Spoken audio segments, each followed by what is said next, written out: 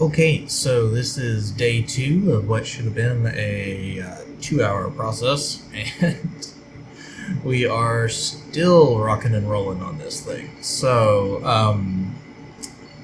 I am trying to replace the Threadripper, the original Threadripper, with a consumer grade part, and I've just been encountering all kinds of weird bugs and problems that don't make a lot of sense, to be honest.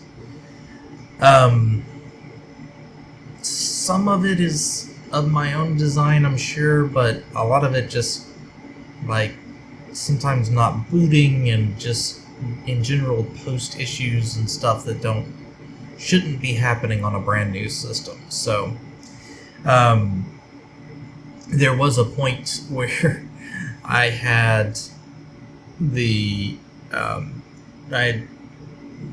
main computer was broken down, and I was trying to research, and so I fired up the server.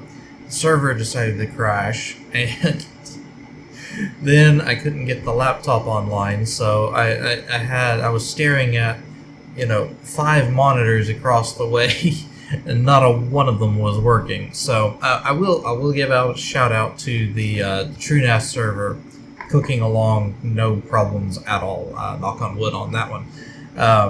But the render server, I don't know. I had to boot it up again, and it passed right on through. So I'm not sure what its problem was the first time. The other thing is the second, the MikroTik switch came in, and I'm still trying to figure that one out entirely. But I have to say that and I'll do a full-blown talk about the MikroTik switches and everything, but a lot of people were saying that the fans were terrible on this. And to be honest, I just went ahead when I bought the Switch. I just bought some Noctua fans to go with it. I plugged this thing in, and it's been fine. I don't know if it's a firmware change or maybe even a hardware change later on down the road, but this thing is not problematic at all. I mean, the server is way louder than the Switch is. So yeah, no issues there. I don't think I'm even going to crack the thing open. The one thing that I haven't figured out on the Switch yet, and I may have to do some more research on, is I could not get it to pull an IP address from the QSFP28 port. Not sure why. I'm going to have to dig into that some more, but I plugged in the SFP Plus port, and it pulled an IP address off of that. One of the things that I really wanted to do was to be able to bridge the 100 gig MikroTik switch with this one over the QSFP 28 port, because that would give me a 40 gig link in between the two. But as it is, I'm currently getting a 10 gig link in between the two, so, well, a 10 and a 40 gig, but I'm not getting a loop back, so something's not working correctly. But yeah, that's kind of where that is, and what we're working towards right now. Still got a lot of things in the hopper that I'm trying to do and figure out. We are definitely clipping. Let me turn that down just a little bit. Yeah, and I'm still messing with the audio settings all around. And I think I've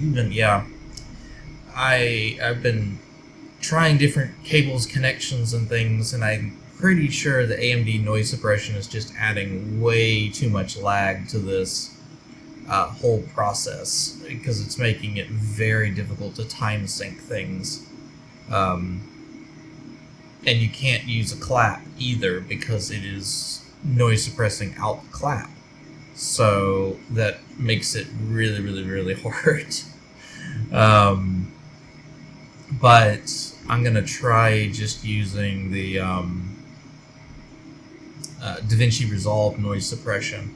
So I'm kind of doing a weird thing where I'm taking the audio and looping it through the mixer so that I get the phantom power, but then I'm feeding it back into the camera and then porting it into the computer that way. So, because as I'm watching this, the USB is a solid half second behind, and it was not doing that before I added the noise suppression to it. So, something going on there. Let's see, what else is there? I did get a replacement front panel for the render server that actually has the correct logo on it. I still need to message the seller back and ask what to do with the other panel, because I don't have another server to throw it on or anything, so I'm not sure what to do with it. It's probably going to cost more to ship it back to them than it's worth. But yeah. Other than that, the goal is to really try and I'm still clipping out on this. I'm going to pull it down just a little bit more. The goal being to swap this guy out, and the water swap was actually pretty easy, all things considered. Got that up and going and moving through the system without too much hassle. And then that, should have been plug and go, but still just struggling with it. Hypothesis being that the SATA drives may be my Achilles heel.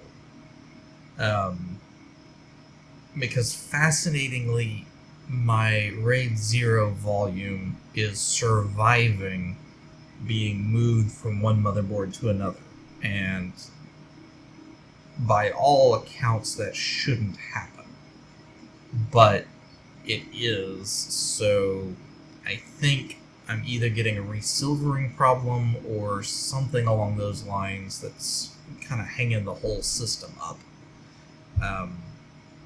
But yeah, I'm going to continue working on that and see if I can get this up and going, because I would really, really like to get this stable and not have to worry about it. So that's the goal.